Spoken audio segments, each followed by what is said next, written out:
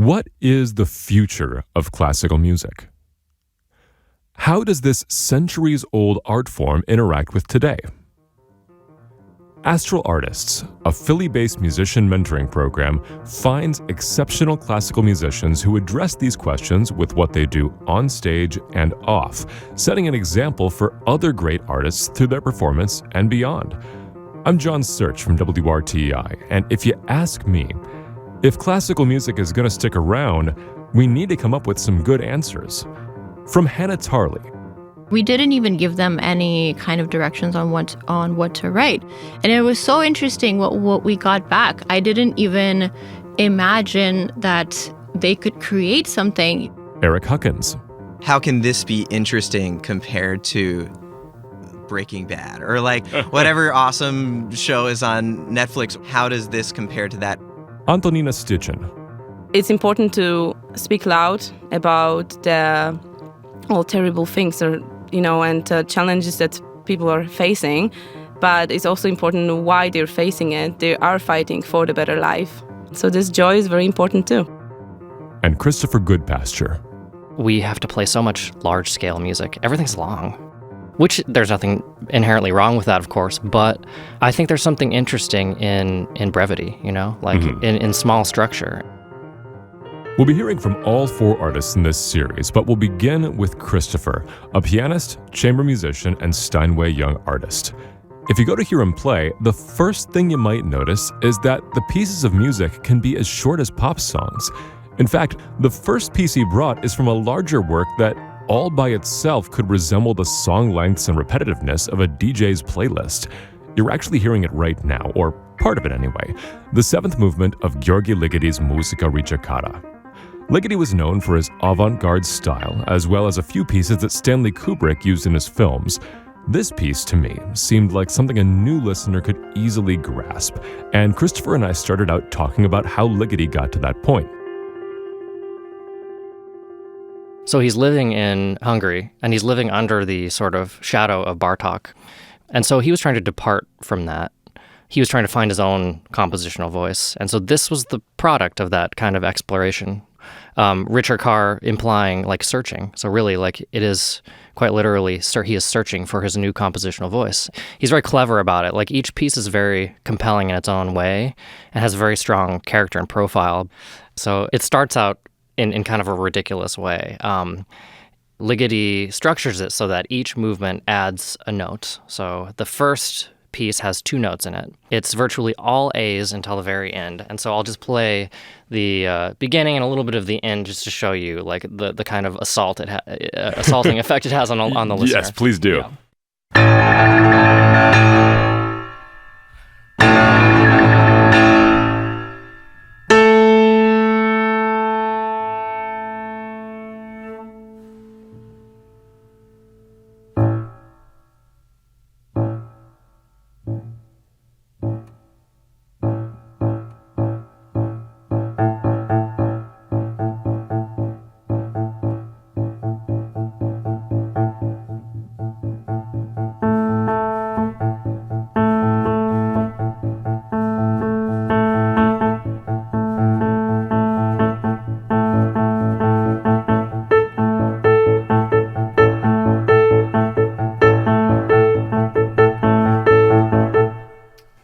All A's, and it basically accumulates to the very end until you get to this ridiculously loud assault of A's.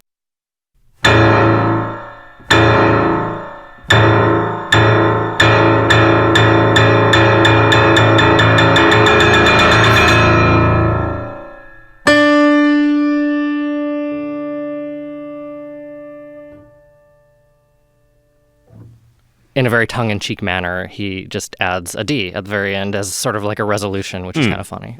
The only two notes in this piece are a bunch of A's, like 1,000 A's and one D at the very end.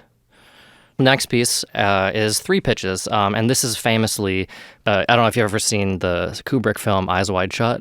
I've not. Well, it's a great film from the 90s, and Kubrick was known for using Ligeti's music in his films. And the second movement from this is used in a scene where Tom Cruise is trying to hail a cab, and someone's following him, and he can't get a cab, and it's in Manhattan on a rainy night, and it's very, very eerie kind of setting.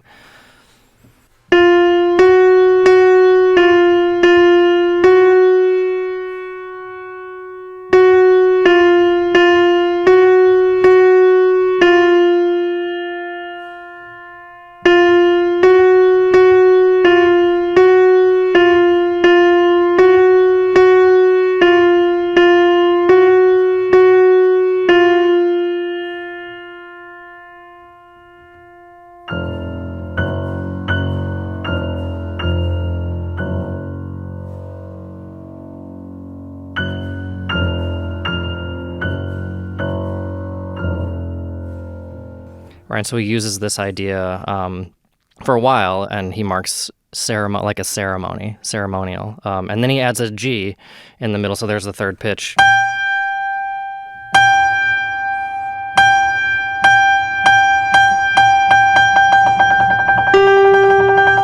and he puts them on top of each other.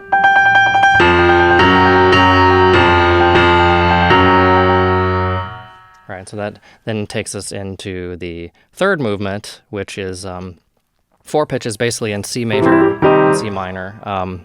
And a number of these movements are actually transcribed for wind quintet. So if anybody is a wind player, they probably have played the Bagatelles by Ligeti. And those are movements from Musica Ricercata, just transcribed for quintet, including number 7. Mm-hmm. But this is the first one, and it goes like this.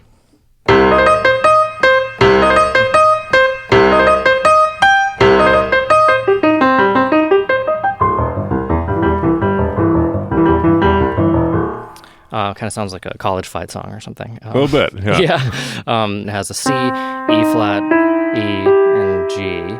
So there's 4 pitches in this one. It just sounds cool together. What's that? It just sounds cool together. Yeah. This sort of like kind of jazzy kind of harmony. Mm. And then there's the 4th movement, and this one is comical in a way. It's supposed to emulate an organ grinder, maybe a drunk one. It has this... So this isn't like, like bodily organs, but rather like an instrument that you're talking about. Yeah. So an organ grinder, if you've ever seen one, is you turn it, and as you're turning it, it produces this sound. It's a crank. It's a crank, yeah, exactly. And so that's what he's trying to emulate in this one.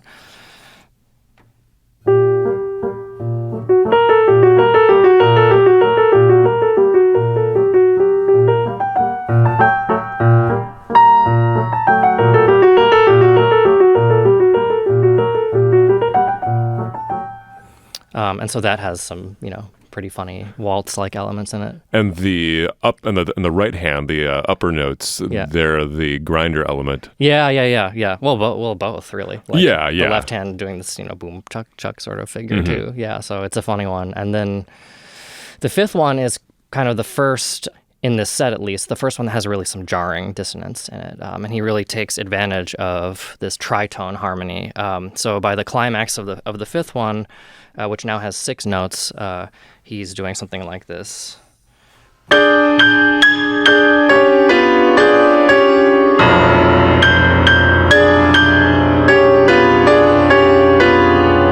So it begins to have more of a dissonant quality. Yeah.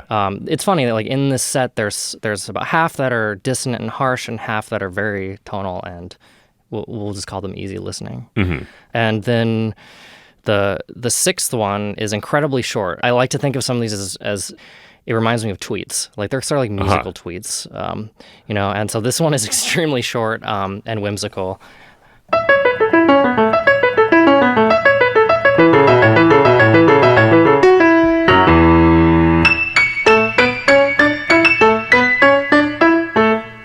And there it is. Yeah, exactly. And that leads into the 7th movement.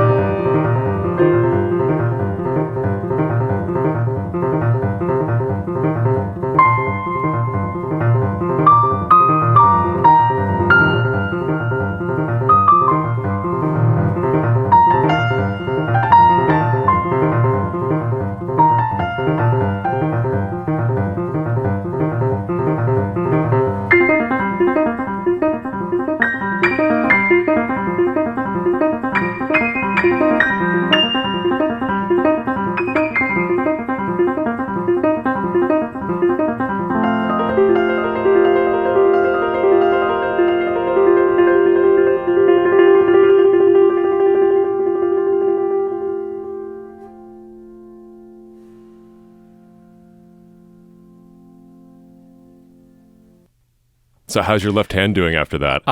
It's actually not bad. I learned that with practice, it becomes easier. Yeah, that is kind of a part of being a musician, practice. Isn't it? It's a strange concept, but I finally learned that late in the game. But that piece just goes. It does, and it's actually my favorite one. There's something special about it. It feels like a computer.